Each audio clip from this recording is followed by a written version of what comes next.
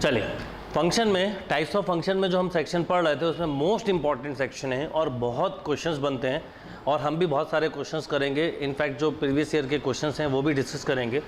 Type of function के exponential and logarithmic function.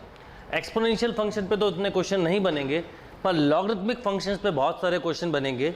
और logarithmic function exponential function का inverse होता है, एंटी लॉग फंक्शन होता है। इसलिए पहले हम एक्सपोनेंशियल फंक्शन को समझें। तो according to exponential function in general form y equal to a power x, a is greater than 0 and not equal to 1। ये कभी भी 1 नहीं होना चाहिए। इन जनरल बात करें तो डोमेन रियल, y रियल, वो अभी आते हैं हम, and range is 0 to infinite. In term of periodic function की बात करें तो नॉन पीरियोडिक फंक्शन होता है 1 1, ना तो ये नाइदर 1 1 है ना ही मतलब ये 1 1 फंक्शन कहलाएगा। एक बात ध्यान रखना है, neither even and nor odd. इस बात को ध्यान रखिएगा। 1 1 इसलिए क्योंकि हम जो इनपुट देंगे उसके करस्पॉन्डिंग हमें एक ही वैल्यू मिलेगी। तो जब हम मैपिंग करेंगे तो 1 1 मैपिंग मिलेगी यहाँ पर। और साथ में हम अगर इवन और ऑड की बात करें तो ये नीदर इवन नॉर ऑड होता है। बिकॉज अगर सपोज ऐसा दिया हुआ है f(x) equal to a power x, suppose आपने माइनस पुट किया, आपको पता है कि इवन और ऑड का कंसेप्ट है x के प्लेस पे माइनस पुट करें और रिजल्टेंट f(x) मिले तो इवन, रिजल्टेंट माइनस f(x) मिले तो ऑड। यहाँ पर अगर हम देखें तो ये 1/a पावर x मिला, मीन्स फंक्शन डिफाइंड तो है पर इवन और ऑड नहीं है। एक चीज़ हो गई। अगर हम बात करें इंक्रीजिंग या डिक्रीजिंग की इन टर्म ऑफ, ये बेसिक कुछ कंसेप्ट हमें क्लियर होना चाहिए। तो ये मोनोटोनिकली इंक्रीजिंग होता है, मोनोटोनिक फंक्शन होता है, स्ट्रिक्टली इंक्रीजिंग होता है या स्ट्रिक्टली डिक्रीजिंग, डिपेंड ऑन एक ही वैल्यू ग्रेटर देन 1 हो तो स्ट्रिक्टली इंक्रीजिंग होगा, एक ही वैल्यू 0 से 1 के बीच में तो स्ट्रिक्टली डिक्रीजिंग होगा। ध्यान रखिएगा। अगर हम इसको ग्राफिकली तरीके से समझें तो कुछ ऐसा ग्राफ होगा, इफ़ a ग्रेटर देन 1, ये केस हो गया। और सपोज a की वैल्यू 0 से 1 है तो हम इसका कुछ ग्राफ बनाएंगे तो इसी की एक मिरर इमेज बनेगी। ये कब होगा? ये जब होगा जब 0 से 1 के बीच की बात की जाएगी। अब ऐसा क्यों होता है अगर हम इसको समझे भी तो देखिए, लॉजिकली सोचिए 2 पावर x अगर हमारे पास एक नंबर है, हम जब x की वैल्यू ग्रेटर देन 1 रखेंगे या ग्रेटर देन 1 नहीं रखेंगे, यहाँ पर बेस 2 है, राइट। अब जैसे जैसे आप x की वैल्यू बढ़ाते जाएंगे, 1 रखेंगे तो 2 मिलेगा, 2 रखेंगे तो 4 मिलेगा, 3 रखेंगे तो 8 मिलेगा, 4 रखेंगे तो 16 मिलेगा। यानी अगर हमने देखा कि बेस जो है वो 1 से बड़ा है तो उस केस में x की वैल्यू को इंक्रीज करते जाने पर y की वैल्यू इंक्रीज होगी। बट सपोज यहाँ पर मान लो ऐसा होता 0.1 टू दी पावर x, अब क्या होता? तो देखिए, एक बिल्कुल बेसिक लॉजिक है। इफ़ x की वैल्यू जो है 1 टू इनफाइनाइट है, सॉरी x की वैल्यू, हाँ, x की वैल्यू 1 टू इनफाइनाइट है तो x power n is also 1 to infinite, value बढ़ती जाएगी। बट मैं ऐसा बोलूँ कि x की वैल्यू 0 से 1 है तो x पावर n भी 0 से 1 होगा। तो सपोज़ यहाँ पर 0.1 टू दी पावर x है। अब थोड़ा सा आप लॉजिक लगाइए कि अगर मैं आपसे बोलूँ कि x के प्लेस पर आप 2 पुट करिए, तो आपने जब 2 पुट किया तो क्या होगा? 0.1 का स्क्वायर, राइट। 0.1 मतलब आप ऐसा सोचिए 1/10, 1/10 का स्क्वायर 1/100 और छोटा हो गया। क्यूब करेंगे और छोटी वैल्यू हो जाएगी, 4 पावर करेंगे और छोटी वैल्यू हो जाएगी, 5 करेंगे और छोटी। इसीलिए देखिए इसकी इमेज बनी है। तो 0 से 1 में जब आप पावर को इंक्रीज़ करेंगे तो ओवरऑल वैल्यू डिक्रीज़ होगी, इसलिए मैंने लिखा है मोनोटोनिकली डिक्रीजिंग। और जब एक ही वैल्यू बेस 1 से बड़ा होगा तो वैल्यू बढ़ती जाएगी, राइट। अब इसका हम बेसिक फंडा समझें यहाँ पर डोमेन और रेंज का, तो देख के समझ में आ रहा होगा कि हम कोई भी इनपुट दे दें, हम यहाँ पर कोई भी इनपुट दे सकते हैं, फंक्शन ऑलवेज डिफाइंड रहेगा। डोमेन हमने समझा है the set of all possible value of independent variable when function is defined. तो x की ये सारी वैल्यू ले सकता है, कोई प्रॉब्लम नहीं है, इसलिए डोमेन रियल नंबर। बट आप यहाँ पर चाहे निगेटिव इनपुट दें चाहे पॉजिटिव इनपुट दें, आउटपुट आपको पॉजिटिव ही मिलेगा। देखिए, मान लीजिए 0.1, क्योंकि हमें ये पता है a पावर चाहे निगेटिव हो या a पावर पॉजिटिव हो, रिजल्ट पॉजिटिव ही रहेगा, इसलिए 0 टू इनफाइनाइट। और 0 भी कम मिल सकता है यहाँ पर, ठीक है, 0 भी कम मिल सकता है, जबकि हम माइनस इन्फिनिटी रखें, इसी केस में 0 मिल सकता है और डोमेन में माइनस इन्फिनिटी नहीं हो सकता, इसलिए रेंज इज़ 0 to इनफाइनाइट हो गई। ये क्लियर है बात। अब ग्राफ भी उसी ऑर्डर में बनाया है कि जब बेस 1 से बड़ा है तो ग्राफ इस तरह से जाएगा, जब बेस 0 से 1 के बीच में तो ग्राफ इस तरह से जाएगा। तो बस आपको यहाँ पर इतना सा एक ये चीज़ याद रखनी है, domain real number, range is 0 to infinite. तो एक्सपोनेंशियल फंक्शन बहुत बेसिक है। क्वेश्चन जो मिलेंगे आपको वो लॉगरिथमिक फंक्शन पे मिलेंगे। तो लॉगरिथमिक फंक्शन को स्टार्ट करने से पहले हम थोड़ा बेसिक ऑफ लॉग समझें एंड देन फिर लॉगरिथमिक फंक्शन पढ़ेंगे। यस, तो लॉगरिथमिक फंक्शन के पहले हम लॉग की बेसिक प्रॉपर्टी समझें। सबसे पहले तो हम लॉग लेते कैसे हैं वो समझें। Suppose a power x equal to b है। लॉग का काम हमारा होता है कैलकुलेशन को शॉर्ट करना। तो इसका लॉग कैसे लेंगे? Simple, log base a, log का बेस वही होगा जो पावर का, जो इक्वल टू में वो कोफिशिएंट, जो पावर है वो इक्वल टू में चली जाएगी। इसका मीनिंग ये हुआ, जैसे मैं आपसे बोलूँ 10 क्यूब, तो आपको पता है 10 क्यूब होता है 1000। आप इसका अगर लॉग लें तो लॉग बेस 10 1000 की वैल्यू 3 ही आएगी। आप कैलकुलेटर पे अगर बेस 10 के साथ चेक करेंगे तो आपको वैल्यू 3 मिलेगी। सपोज़ 5 क्यूब लिखा है, 5 क्यूब होता है 125। मैं आपसे बोलूँ लॉग ले लीजिए, तो लॉग बेस 5 125 अगर हम सॉल्व करें तो हमको रिजल्ट 3 मिलेगा। एंटी लॉग इसका रिवर्स प्रोसेस है। Suppose log base A B equal to X है, is means A power x equal to B. ये सब आपको रिक्वायर्ड होगा अभी लॉग के क्वेश्चंस में। तो लॉग का बेसिक क्लियर होना बहुत ज़रूरी है। अब एक इम्पॉर्टेंट बात यह है कि आपने ये बात समझी हुई है कि जब हमने अभी एक्सपोनेंशियल फंक्शन पढ़ा तो a की वैल्यू ग्रेटर देन 0 थी, इसका मतलब, और 1 नहीं थी। इसका मतलब एक चीज़ क्लियर होना चाहिए हमें कि जब कभी ऐसा लिखा है log base A B equal to suppose x, तो a जो है वो ग्रेटर देन 0 होगा, नॉट इक्वल टू 1 होगा। लॉग का बेस कभी भी निगेटिव नहीं हो सकता और इक्वल टू 1 नहीं हो सकता, क्योंकि बेस चेंजिंग प्रॉपर्टी से अगर हम देखें तो अभी क्लियर हो जाएगा। अच्छा, एक इम्पॉर्टेंट बात, a पावर 0 इक्वल टू 1, किसी भी नंबर की पावर 0 हो तो 1 रिजल्ट मिलता है। इसका मतलब अगर मैं बोलूँ इसका लॉग लो तो log base a1 equal to 0, यानी लॉग 1 हमेशा 0 होता है। राइट, ये एक और कंसेप्ट हमारे सामने निकल के आया। अब लॉग की कुछ बेसिक प्रॉपर्टी आपने कई बार पढ़ी हुई होंगी। Log m into n equal to log m plus log n। Right, base कुछ ना दिया जाए तो 10 ले सकते हैं, एक्सपोनेंशियल e ले सकते हैं, anything but greater than 0 and not equal to 1। जब हम कैलकुलस पढ़ते हैं तो लॉग का बेस नॉर्मली e रखते हैं। e मतलब होता है नेचुरल लॉग। ओके, जैसे ये लिखा है लॉग बेस ex, तो इसको ऐसा भी लिखा जा सकता है ln x। तो ये पहली बेसिक प्रॉपर्टी हुई। सेकंड प्रॉपर्टी हम देखते हैं, log m by n। log m by n होगा log m minus of log n। Third is log m power n, क्या होगा n log m। Next is fourth base changing property, log base A b log b upon log a। अब देखिए मैंने base यहाँ पे कुछ भी नहीं डाला है, आप जो चाहें डाल सकते हैं। जब हम कैलकुलस पढ़ते हैं तो हम e बेस डालते हैं,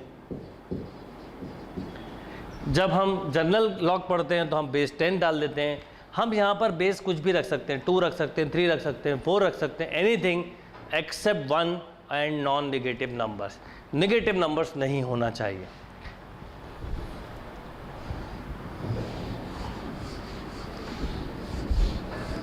तो बेस चेंजिंग प्रॉपर्टी का मतलब ये हुआ लॉग बेस ए बी, आपको लगता है बेस 10 लेना है, 10 ले लीजिए। सपोज आपको लगता है बेस 5 लेना है तो 5 ले लीजिए। और इन टर्म ऑफ कैलकुलस तो हम बेस ई लेते हैं, जिसे ln b लिखा जाता है, तो ln b upon ln a b रख सकते हैं। अब इस बेस चेंजिंग प्रॉपर्टी के वजह से ही ऐसा होता है कि हम बेस 1 नहीं ले सकते। सपोज ऐसा लिखा होता है log बेस 1x, तो क्या होता है, आप लिखते हैं log x अपॉन log 1 होता है 0, इसका मतलब ये नॉट डिफाइंड में आ जाता। ये इससे ये समझ में आता है कि log का बेस हमें कभी भी 1 नहीं रखना चाहिए, ये बात ध्यान रखिएगा। तो अब ये बेस चेंजिंग प्रॉपर्टी है। नेक्स्ट प्रॉपर्टी पे आते हैं, log base a power p m power n। Suppose base में भी कोई पावर है तो हम उसे ऐसा लिख सकते हैं n by p log base a m। Next log base a equal to 1। अगर बेस और कोफिशिएंट सेम हो तो रिजल्टेंट विल बी 1। इसका रीजन भी क्लियर होना चाहिए। जैसे a पावर 1 क्या होता है a, मैं बोलूँ इसका log ले लो तो आप यही लिखते हैं ना, log base a equal to 1। log 1 always 0, log m by n equal to minus log n by m। ये डायरेक्ट कुछ कंसेप्ट काम आएंगे। log 1 by x equal to minus of log x।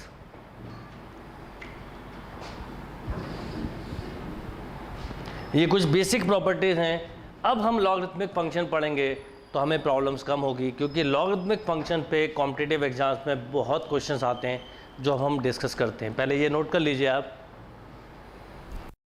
चलिए लॉगरिथमिक फंक्शन पे आते हैं। देखिए logarithmic function है क्या?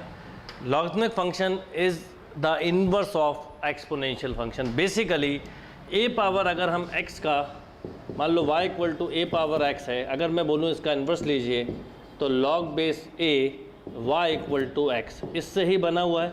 अब फंक्शन को हम y के टर्म में x के टर्म में लिखते हैं, इसलिए मैंने ऐसा लिखा हुआ है। अदरवाइज लॉजिकली हम देखें तो ये बेसिकली इन्वर्स फंक्शन है एक्सपोनेंशियल का। अब किसी भी इन्वर्स फंक्शन के लिए एक जनरल रूल होता है, ध्यान रखिएगा।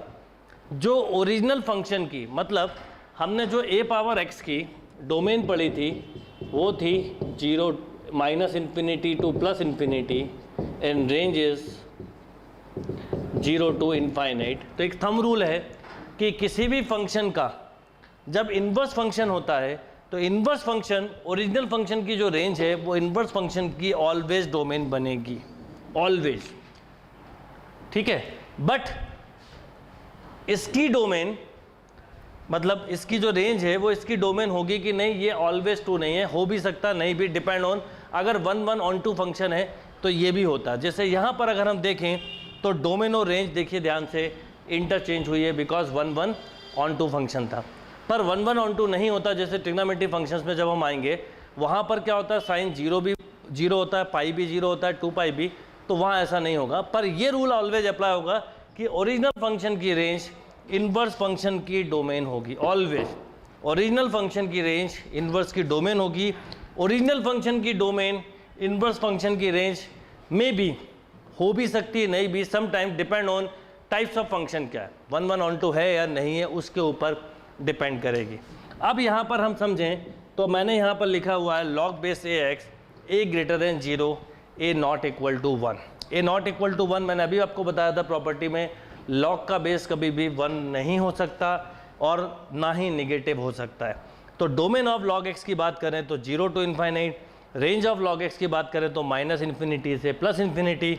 डोमेन को 0 टू इन्फाइनाइट को ऐसा भी लिख सकते हैं x ग्रेटर देन 0।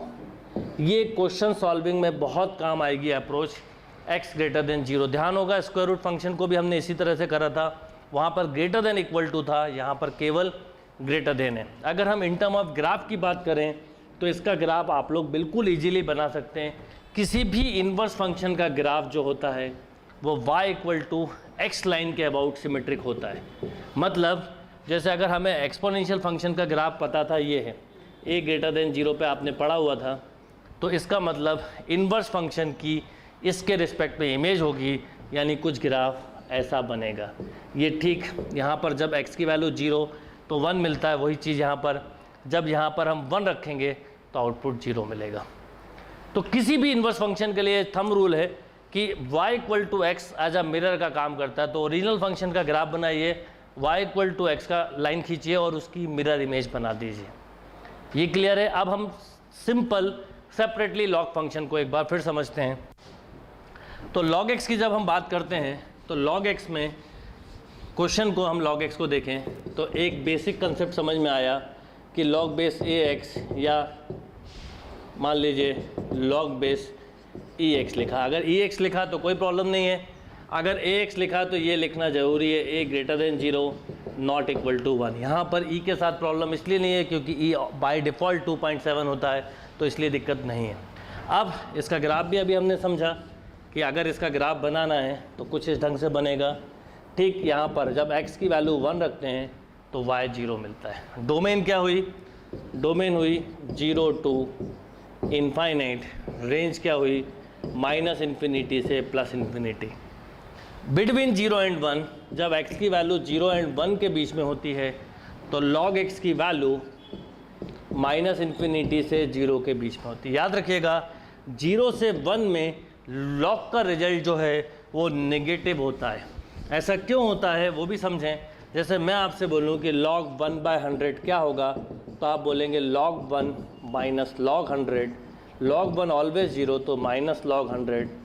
अब ये वैल्यू तो पॉजिटिव है बट इसके आगे नेगेटिव लगा, इसलिए log 100 का ओवरऑल रिजल्ट नेगेटिव होगा।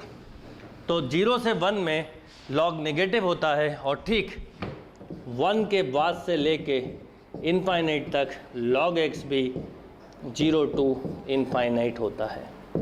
एक चीज़ और सेकंड थिंग, जैसे जैसे इनपुट बढ़ाते जाएंगे, इस केस में a greater than 0 a not equal to 1, जैसे जैसे इनपुट बढ़ाते जाएंगे आउटपुट बढ़ता जा रहा है, यानी मोनोटोनिक इंक्रीजिंग फंक्शन है, ये ध्यान रखिएगा।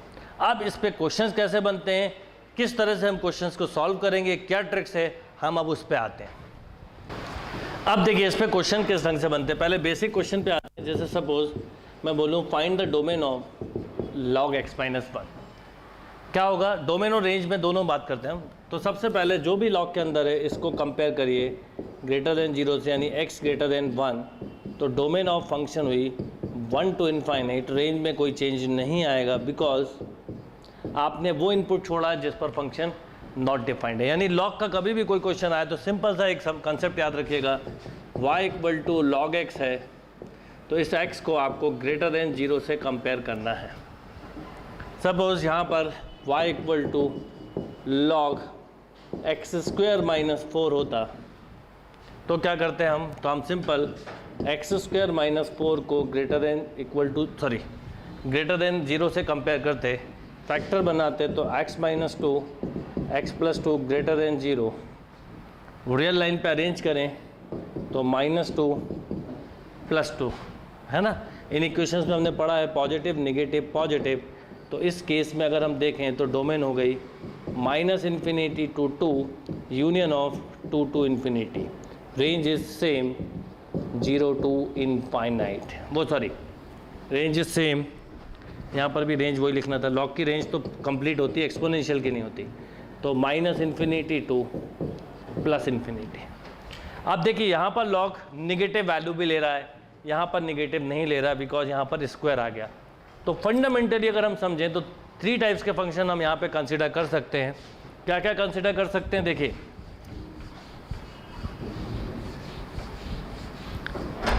एक हम कर सकते हैं y equal to log x, y equal to log minus x, y equal to log x², y equal to log mod of x।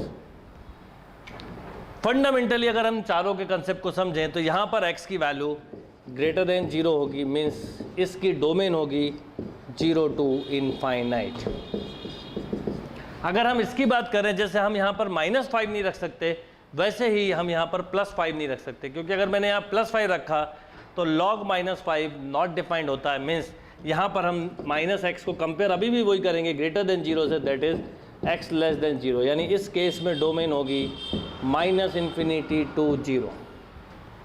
जैसे ही हम यहाँ पर आए स्क्वायर पे तो आपको एक बात बिल्कुल क्लियर होगी कि किसी भी स्क्वायर फंक्शन में, किसी भी स्क्वायर फंक्शन की वैल्यू, मतलब वैल्यू जो भी इनपुट दोगे आउटपुट हमेशा पॉजिटिव होगा। इसका मतलब ये हुआ कि अगर हम इसकी डोमेन की बात करें तो हम बोलेंगे ऑल रियल नंबर एक्सेप्ट 0, यानी हम माइनस इन्फिनिटी से प्लस इन्फिनिटी ले सकते हैं, किसको छोड़ के, जीरो को, क्योंकि लॉग जीरो नॉट डिफाइंड होता है। एंड सेम थिंग मॉड लग गया तो मॉड नेगेटिव को पॉजिटिव कर देगा, यानी इसकी डोमेन भी वही होगी, all real number except zero.